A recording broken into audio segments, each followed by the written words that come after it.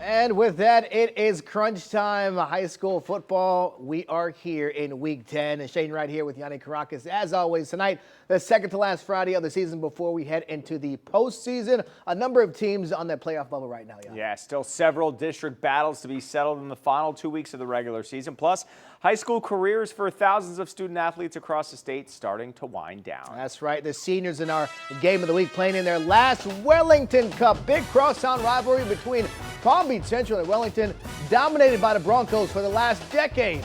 Yes, Central going for their 11th straight win in this series.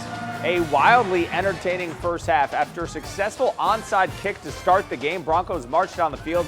Andrew Ulysse keeps his legs moving, running in the touchdown on the opening drive. Wolverines respond at the goal line. Here's Jonathan Paul diving in the QB sneak, and this game is tied at 7. Central then comes back with a much longer touchdown. Joseph Thomas gets through the first line of defense, and he is gone off to the races, 85 yards to the house. But credit to Wellington, they stayed in this one.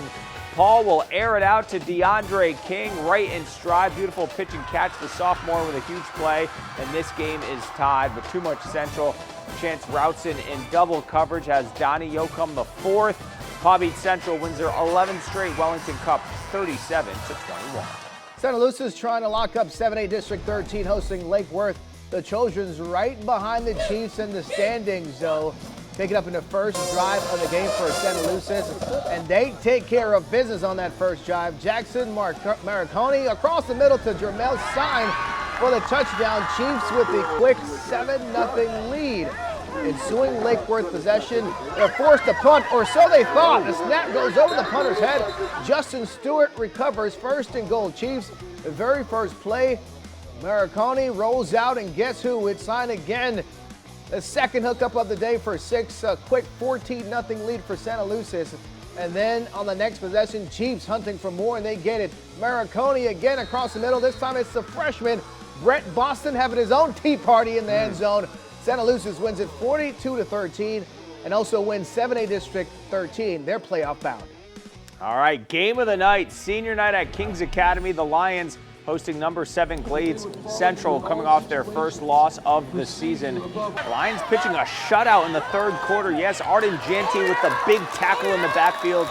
9-0 Kings deep into the third quarter. Then doing it with special teams. How about the punt block as Chase Crotu jumps on it inside the 10-yard line? That leads to a field goal, so 12-0 Lions. But the Raiders not going away. Taj Barnes, the senior quarterback, looking and finding Algernon Crawford, the freshman, wide open in the end zone. That makes it 12-7, 9 minutes to go. Lions respond. Tice Porsche on the direct snap, moving like a Porsche straight through the defense, 75 yards to the house. So you think Kings has this game wrapped up 19-7, but Glade Central just not going away. Barnes back to Crawford again, and with 4 minutes to go, it's a one-score game. So now the Raiders need a defensive stop. They get it, stripping Porsche of the football. That's Wade Antoine on the recovery, and they cash in on the turnover. Barnes sneaks in the go-ahead score. Raiders take the 22-19 lead. Last chance for Kings, down 3, but on fourth down, Central gets the game-sealing sack. A huge comeback win for Glade Central, 22-19. Plenty of momentum going into next week's Muck Bowl. Number 2 undefeated Atlantic hosting O'Galley from Melbourne. They made it to the state semis last year. Well, after the Commodores taking early 6-0 lead, Atlantic says, don't worry, it's all right. We'll come right back, and they do. Pedro Martinez slings it to James Jones, and JJ is dynamite for the touchdown. 6-6 game. Eagles would get on the board again not long after. Martinez with a quarterback sneak. He gets across the goal line for another Eagles touchdown, and then don't blink or you'll miss it. Amari Sanfort, the junior with offers from South Florida, Central Florida, UCLA, to name a few. He scores here. Atlantic stays undefeated, and they get the win, 48-18. Well, after a 1-4 start to this season to some tough competition, Benjamin has won 2 of their last 3 games as they head on the road tonight to take on John Carroll. At 6-2, the Rams looking playoff bound for a second straight year following a 10-win season last year. The Rams with just 2 wins in the last 10 matchups against Benjamin. A high-scoring affair in this one. The Rams going to that ground game. Jeremy Pittman Jr. had the game of his life tonight, running hard and fast all the way to the end zone.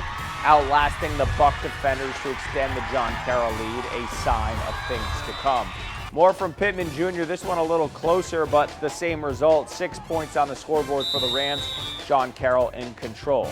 Here comes Benjamin. Charlie Smith rolling to his right. He has his man Collier Arwood for the touchdown grab. Nicely done. But back to Carroll, and man, what a night from Jeremy Pittman. Shakes the defender, turns on the Jets. Not one, not two, not three, not four. 5 touchdowns on the night for Pittman. The Bucks not giving up. A huge defensive play ends in a Caden Faneuil touchdown, but too big of a deficit as John Carroll takes care of business, 41-31. Fort Pierce Westwood hosting South Fork. Both teams looking up first place Martin County in that district. 5-8-13. It was the Bulldogs taking a bite out of Westwood first. Anquan Kerr, the big running back, up the middle through the secondary across the goal line to give South Fork that lead first. But back comes Westwood not long after. Jalen Ford revs up his engines, makes a few cuts, and Ford cracking up the horsepower to make it down to the 5-yard line. Finally pushed out. That would set up the pass from Joseph Weather Jr. to Jabari Mons for the short touchdown catch, and Westwood also getting on the board. But wait, there's more. Weather Jr. back to the air and hooks up with Jermaine Walker across the middle. It's another Westwood touchdown. Westwood takes care of South Fork 36-16. Still a cover Football Friday, a cross-on battle between Spanish River and Boca.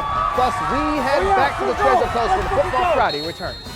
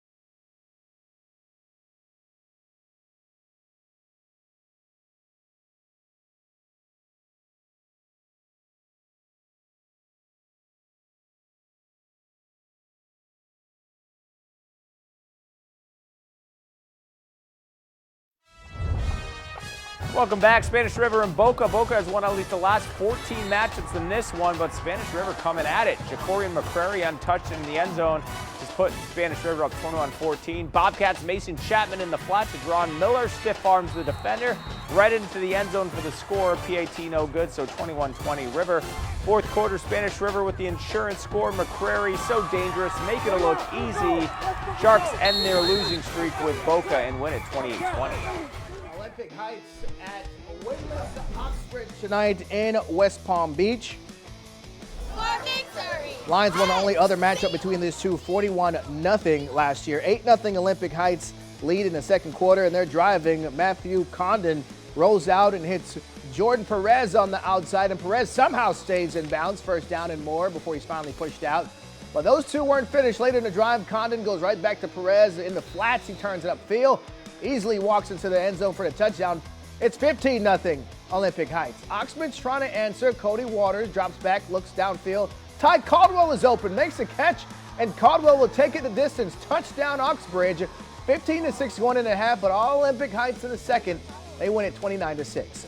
All right, number 1, Vero Beach looking to stay undefeated against Treasure Coast. Still winless on the year. No score first quarter. E.J. White escapes the blitzers and drops a perfect pass right over the defender to Jonathan Hillsman for the 12-yard score. Vero threatening at the 15-yard line now with a quick wide receiver screen. That's Xavier Stinson, who strolls right into the end zone. And in the second half, there's that man again. E.J. White finds Latravius Woods on the shallow cross. Final score, 49-0 Vero Beach. Our play of the week comes from Palm Beach Central. Joseph Thomas, you don't see this too much.